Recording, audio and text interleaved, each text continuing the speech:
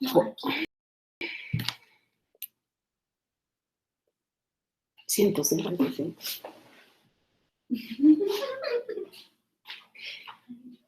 Pues fíjense ustedes que se están riendo de mí aquí, porque algo se movió aquí en el sistema, perdón, pero nos vamos a tardar entonces 15 minutos más, porque ya me tardé 15 minutos, vieran que algo se movió aquí y yo estaba, y sí me salía, buenas tardes, me salía grabando, me salía directo, pero no sé qué pasó. Entonces ruego disculpas porque creo que todavía me cuesta este asunto, que tengo que estar bien pendiente en eh, dónde estoy ingresando. Y miren, pues según yo ya di 15 minutos de clase, pero tenía gente viéndome.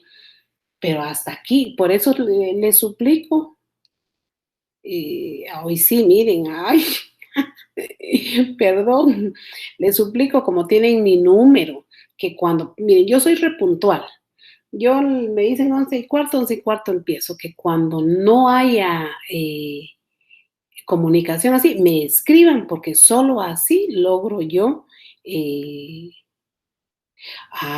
desde el link de derecho notarial dice que estaba transmitiendo. ¿Y por qué no me avisaron? Pues mis niños, por Dios santo, miren, solo me cansé ahí de hablar y mi hija se está riendo de mí. Bueno, pero no importa, vamos a darle ahorita, pues.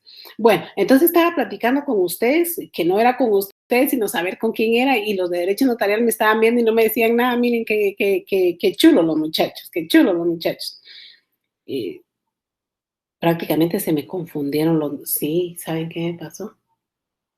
Que tengo para ingresar un número, dice. El FG 160 es para política criminal, ese es el código. Y el FG 138 es para derecho notarial. Y yo efectivamente ingresé, pero solo di clic e ingresé a derecho notarial. Ese fue el asunto. Ese fue el asunto. Miren qué delicado. Ya estamos en sintonía, pero ustedes discúlpenme porque ya ven ustedes que yo no nací con esta tecnología, ¿verdad? Y yo, estaba mi hija aquí, le digo, mira, porque dicen que no estoy, salite, me dijo, salite y volví a ingresar. Y ya ella, pero aquí comandante, por favor, comandante, recuérdeme siempre, ahorita tenemos pues ya 300 personas, estamos bien, ¿verdad? Bueno, tan lindo todo lo que me están mandando. Ya me tardé 15 minutos hablando, pues lo voy a repetir, lo voy a repetir. Entonces, el tema de hoy, mis niños, disculpen ustedes, el tema de hoy es la segunda semana. Y me voy a tardar un poquito más de las 12. A las 12 tengo que terminar, voy a terminar a las 12:15 para reponer el tiempo. Yo creo que el sistema no me saca, y si me saca, sigo entre 8 días.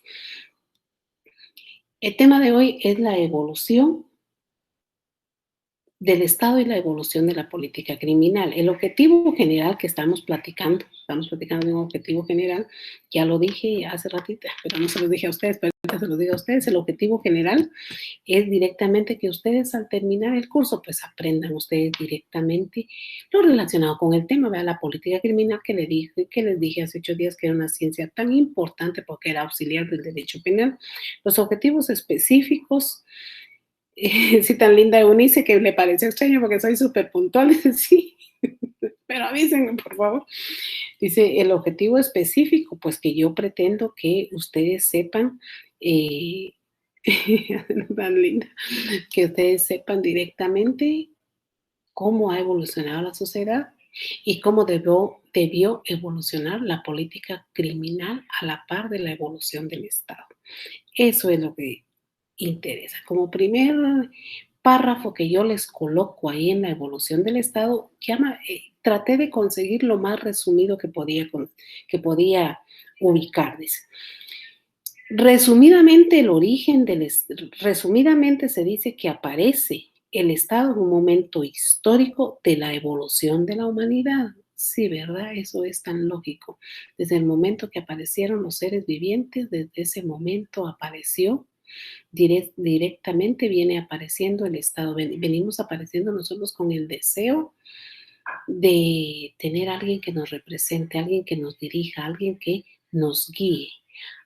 Tener representantes. No puede ir toda una colectividad a pedir algo a alguien o hacer valer sus derechos en el determinado lugar, porque ¿cómo podríamos nosotros responderle a 5.000 personas? No, necesitamos un nuestro representante. Por ejemplo, no estamos de acuerdo con algunas políticas de Estado de Estados Unidos en relación a nuestros migrantes.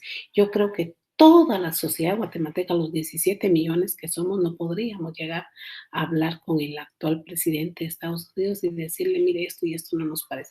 Para eso tenemos representantes. Entonces, la historia esta de el origen del Estado es de acuerdo al origen de la comunidad y el deseo y la necesidad que se crió en relación a la representación. Posteriormente dice que también el Estado nace como consecuencia de la disolución de la comunidad primitiva. ¿Se recuerdan ustedes que en derecho penal les enseñé aquella situación que dice ojo por ojo y diente por diente cuando se cometía un delito? Esa era nuestra comunidad primitiva, ese era nuestro derecho penal primitivo, que se recuerdan que el derecho penal pasa por diferentes etapas, ¿verdad?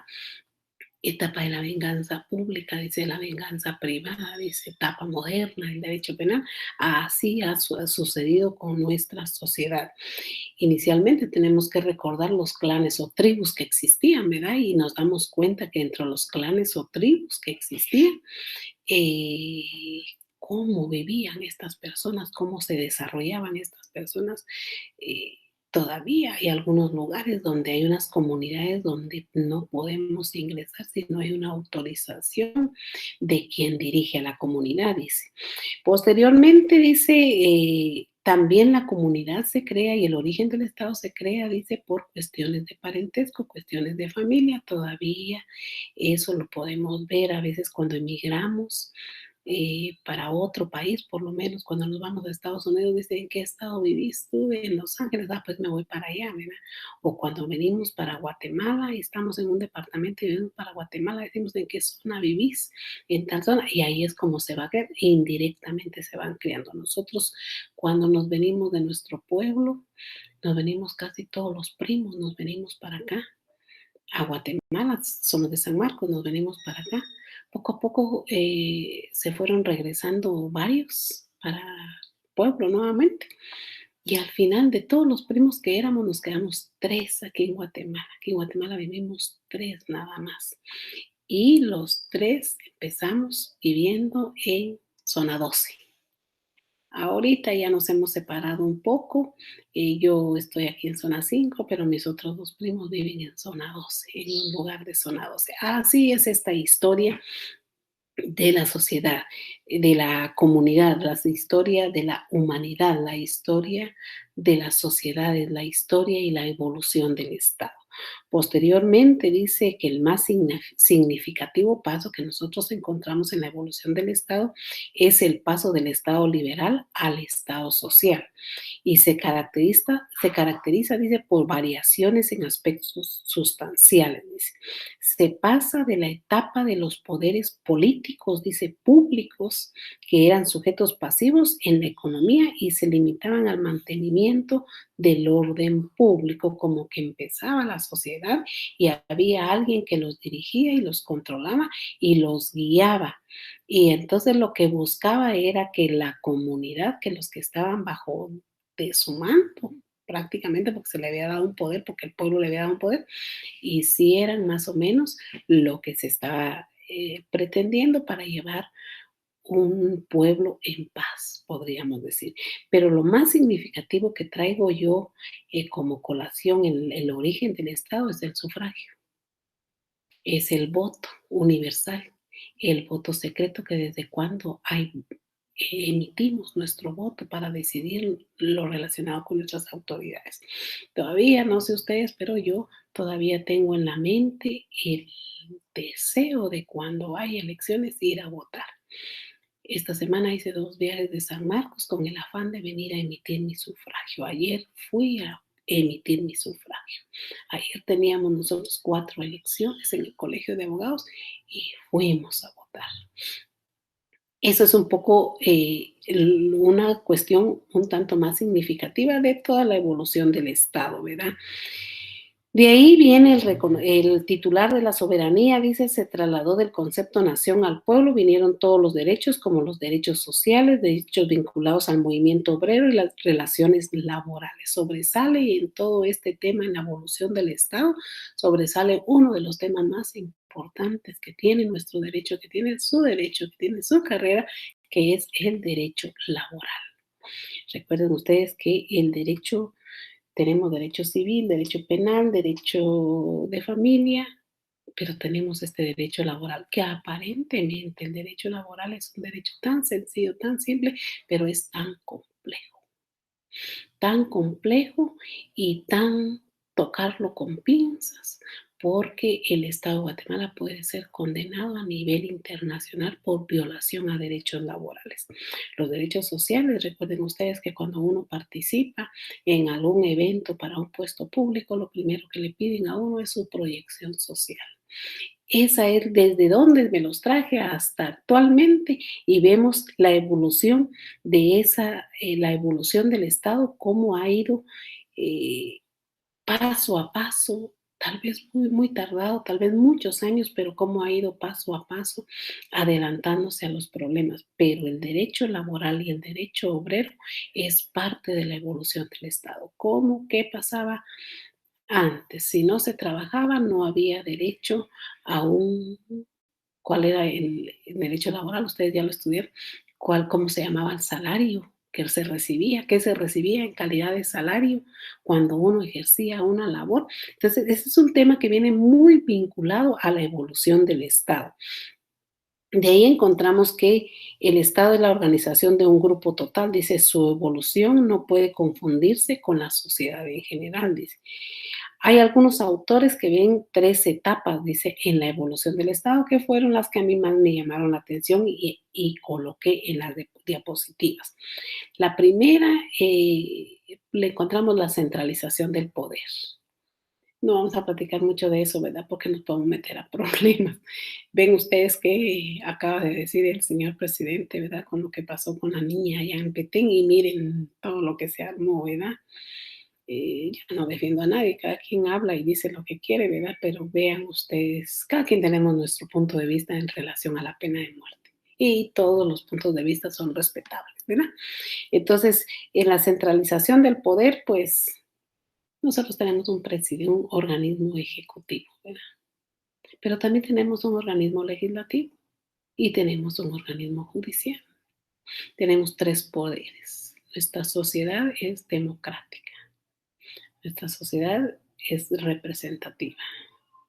Nuestra sociedad, nuestra Guatemala, podríamos decir, es en paz.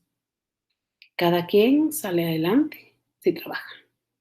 Claro, tenemos el problema de las fuentes de trabajo y ese es otro tema. Tenemos el problema que hay que emigrar porque no hay fuentes de trabajo aquí. Hoy estamos peor que nunca. Eh, no hay donde laborar. Hay un tema muy importante de ingresos al Estado que está bloqueado, que es el turismo. El turismo está bloqueado. Recuerden que toda nuestra gente, pues que vendía cadenitas, que vendía todo lo que se vendía en la antigua. Hoy no, porque no tenemos turistas, ¿verdad? Entonces tenemos ese problema. Y ahí tenemos el segundo punto de vista, o según la segunda etapa, que es la transformación de la legitimidad en legalidad, dice, a fin de proteger los derechos de los individuos y establecer mecanismos de garantía de esos derechos, lo que favoreció el desarrollo de las sociedades en esta etapa, dice. La transformación de la legitimidad en legalidad y los principios y los derechos que nacieron constitucionalmente, tenemos derecho a la vida, derecho a la salud, derecho a la educación, derecho y solo los primeros artículos nos dicen todo eso, derecho a la vivienda, derecho a un trato justo, derecho a la tutela judicial efectiva, cantidad de derechos. Posteriormente fueron haciendo así la tercera etapa que más o menos yo considero que está, que es el establecimiento de nuevos propósitos del Estado en beneficio de la colectividad, que rebasa la protección de los derechos del individuo, dice,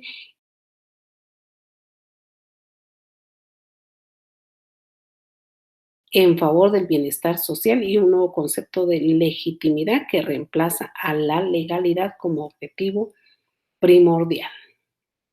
Con la evolución del Estado nació la evolución, con la creación de la humanidad, nació el Estado y con el paso de los años vino la evolución del Estado y con el paso de tantísimos años se han logrado tantas cuestiones, se han logrado tantos beneficios, la humanidad ha logrado tantos beneficios, la igualdad entre hombres y mujeres, la generalidad. Recuerden ustedes que siempre no se vayan a molestar los señores caballeros, ¿verdad? Los caballeros no se vayan a molestar, pero siempre nosotros las mujeres fuimos relegadas a determinado lugar. No había oportunidad para la mujer. Siempre el hombre llevaba la batuta, siempre el hombre guió todo y con el paso de los años, hoy en día las mujeres desempeñamos puestos tan importantes como los hombres. Y eso es la evolución del Estado, el hecho de que nos permitan a nosotros las mujeres también ser presidentes de la República, también ser vicepresidentes, también ser presidentes del Congreso, también formar parte de la junta directiva del Colegio de Abogados, junta directiva del Congreso de la República. También tenemos a la presidenta de la Corte Suprema de Justicia, tenemos a la fiscal general y jefa del Ministerio Público. En fin, ya hay una igualdad total. Nos falta todavía. Nos falta bastante todavía a nosotros las mujeres llegar a ser igual que los hombres y con eso cumplir el tema platicado de la evolución del Estado en un plan de igualdad y generalidad de todos los seres humanos sin hacer distinción de mujeres ni de hombres. Muy importante el tema. Posteriormente si ya platicamos de la evolución del Estado, a la par de la evolución del Estado debió haber evolucionado la política criminal. Es mucho después del Estado que nace la política criminal y el primero que yo traigo a colación en las diapositivas es a César de Beccaria, dice. Es considerado padre de la política criminal por los postulados contenidos en su obra, dice, de los delitos y las penas. Él escribió lo relacionado a los delitos. Y a la par del delito, la pena que tenía que corresponder a cada delito. Ahí empieza el nacimiento de la política criminal. Lastimosamente no junto con el Estado, sino es posterior. Aun y cuando yo les mencioné aquel tema que platicamos en derecho penal de ojo por ojo y diente por diente, ¿verdad? ¿Se acuerdan que se los mencioné? Y efectivamente logramos determinar que, bueno, si robas, si hurtas, te quito la mano. Si, ya físicamente les decía yo, si violas, ¿qué pasa? Siempre les decía eso.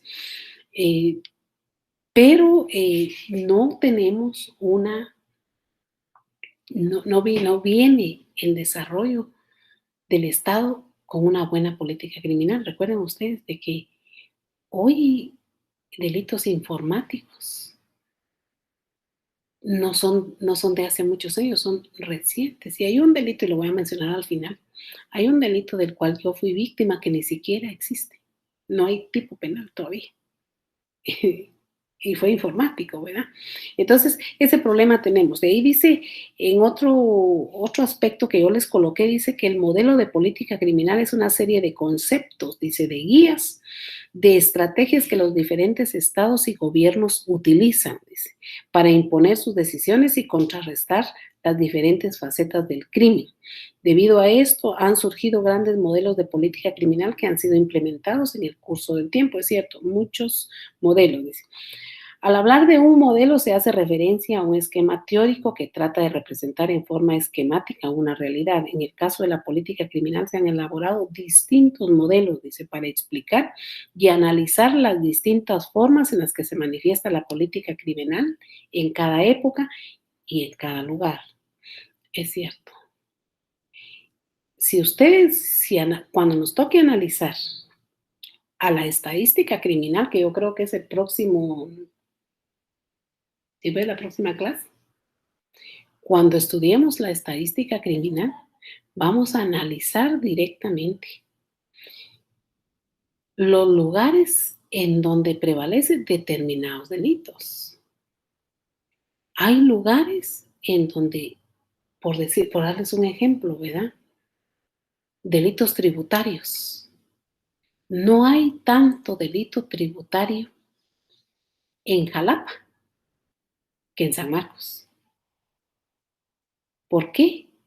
Jalapa, Jutiapa, El Progreso no son frontera, pero San Marcos y Huehuetenango son frontera.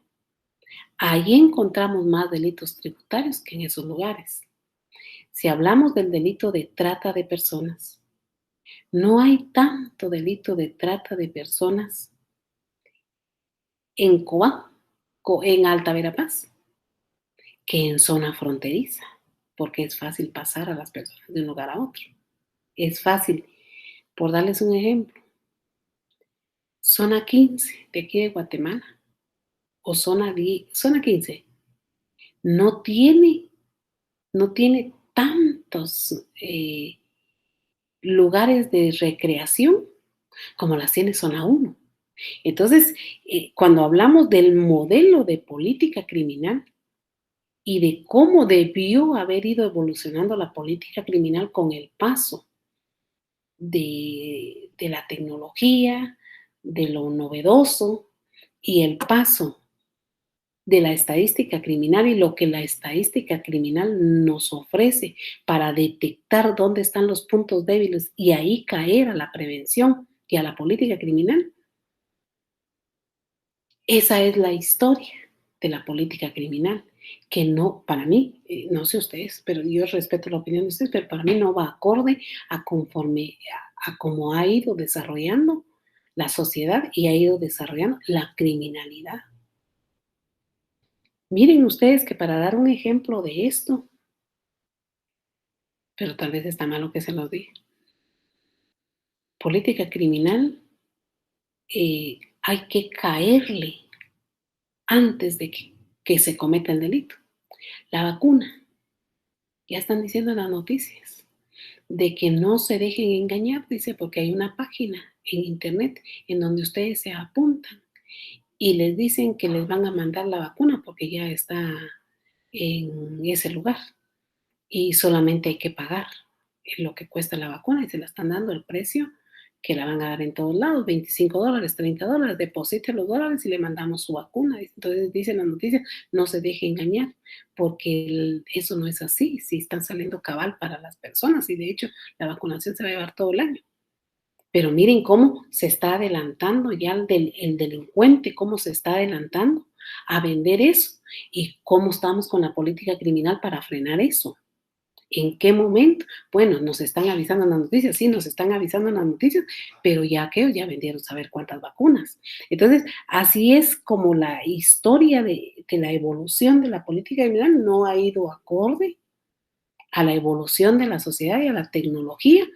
Y la estadística criminal, a pesar de que nos ayuda para detectar los focos de criminalidad y los lugares donde hay criminalidad, aún así no hay voluntad para entrar.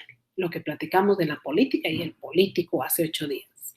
Y dice, para obtener una clara y amplia definición de lo que es hoy en día una política criminal, se debe tomar en cuenta el surgimiento de un derecho criminal como rama, dice, del derecho penal, con sus principios, doctrinas, y trata de estudiar todo lo relativo al fenómeno criminal. Ahí estamos en el tema, directamente. Para tener una buena política criminal, dice, debemos estudiar al derecho criminal. ¿Y qué es estudiar el derecho criminal? A través de la psicología criminal, la criminología, la victimología y la criminalística. Nos ayuda a detectar dónde están esas falencias y a esas es que debe haber voluntad política para tratar de frenarla. Bueno, aquí tenemos un problema, que ayer estaba viendo una estadística donde dice que han sido desaparecidos, ¿ves? En lo que va del año, no se encuentran a más de 300 niños o de menores de edades, menores de 18, ¿va? No están, dice, y todos los días Alba Kenneth, Isabel Claudina, todos los días se mira, desapareció de su casa, desapareció. Bueno, ¿qué estamos haciendo para evitar eso? Esa es política criminal, ¿qué estamos haciendo? ¿Por qué desaparecieron? Hubo una jovencita, ¿verdad?, de fútbol, que jugaba fútbol, que desapareció y después apareció. Y apareció en un lugar de no sé dónde, en la forma que apareció, pero tampoco el Ministerio de Gobernación indicó por qué había aparecido así la persona y dio detalles. Tal vez porque lo publicaron y dieron el nombre de la jovencita y ya con eso hay una violación, ¿verdad? Pero no ha dado detalles para ver cómo se previene y decirle a nuestras patojas, bueno, pues no salgan. Hubo una oportunidad de que en los parqueos de aquí, de Guatemala, en los parqueos, se había agredido sexualmente a una niña. Posteriormente, en ese mismo lugar, se agredió a otra niña. Entonces se publicó, ¿verdad? Malo, ¿verdad? Porque el centro comercial, pues es un centro comercial de mucho prestigio. Malo que sea publicado, pero estuvo bueno que sea publicado, porque entonces ya las patojas, las mamás ya tenían cuidado, pues no vayan solas al baño, yo voy con ustedes y las patojas ya iban con cuidado. Eso es política criminal, mire. Aunque a veces podríamos desviar un poquito el tema y podríamos pensar que hay una violación a la intimidad o no sé, pero no dejar pasar esto sin poder hacer absolutamente nada. Dice que la política democrática del Estado de Guatemala tiene como función esencial la creación de las estrategias interinstitucionales para el abordaje articulado de los hechos y fenómenos criminales priorizados sobre la base de 4 ejes.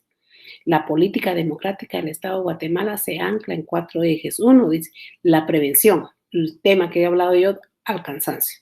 La investigación, la sanción y la reinserción social, dice, en coordinación con la sociedad civil, dice, y otros actores sociales del país. En este último párrafo de la evolución de la política criminal, yo involucro a la sociedad civil. La sociedad civil, tenemos representantes de sociedad civil, hoy están atacando a los que están postulándose para magistrados a la Corte de Constitucionalidad, y dice, el representante de la sociedad civil presentó tachas en contra de fulano de tal, representante de la sociedad civil. Bueno, involucremos a la sociedad civil en el tema, pues, de política criminal, porque yo veo que ellos están en todo, pero en el tema de política criminal, ¿por qué no el gobierno, a quien le corresponde una buena política criminal constitucionalmente, por qué no los involucra en eso y mejor ocupémonos en eso?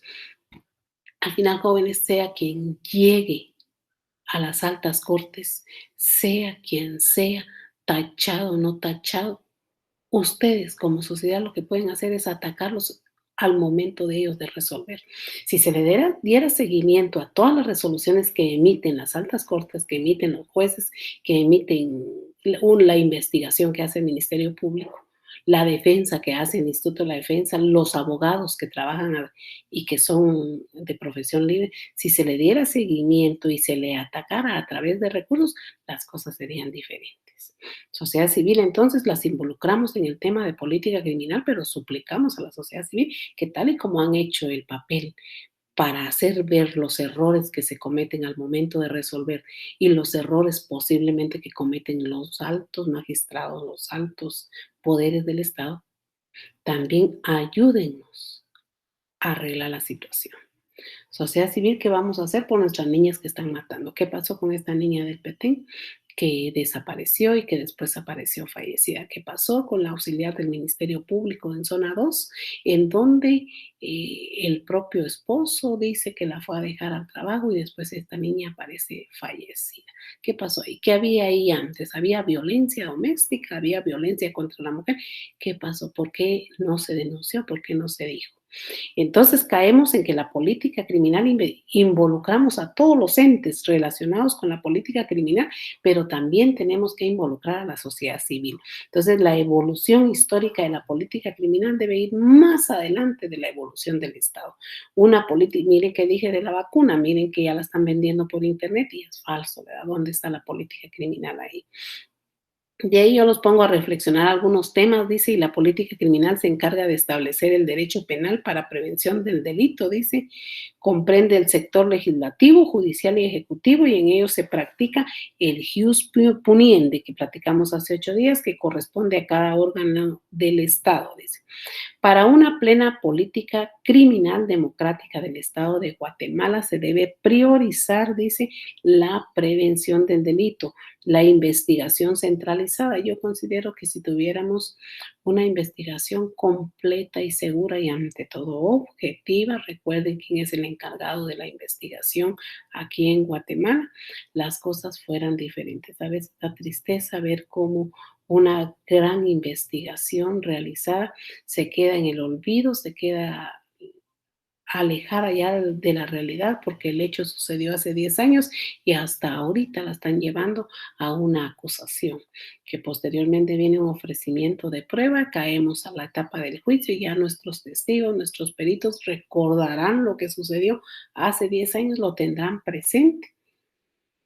Es bien difícil. Entonces, esta investigación centralizada, y esto se da directamente hasta que ya hemos salido de la etapa de prevención y caímos al derecho penal, que es lo que platicamos hace 8 días, que era lo último a lo que tenía que apuntar en la política criminal, ¿verdad?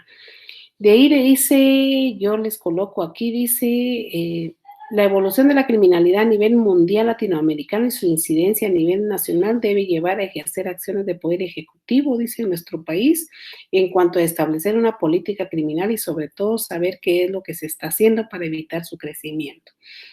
El delinquir, la política criminal, con este tema, con este último tema, les indico que la política criminal no va a ser solamente de Guatemala. Ese último tema estamos hablando de un crecimiento criminal a nivel latinoamericano. Entonces, las ramas de nuestro curso se extienden directamente a nivel internacional. Recuerden que tenemos delitos perseguidos a nivel internacional y que se cometen aquí con nosotros y que nosotros podemos cometer. Y de ahí recordamos un poco la territorialidad de la ley penal y la extraterritorialidad de la ley penal que enseñamos en derecho penal, ¿verdad? Y vemos que en otro país sí también podemos cometer delitos y aquellos también pueden cometerlo aquí con nosotros, ¿verdad? Cuando vienen.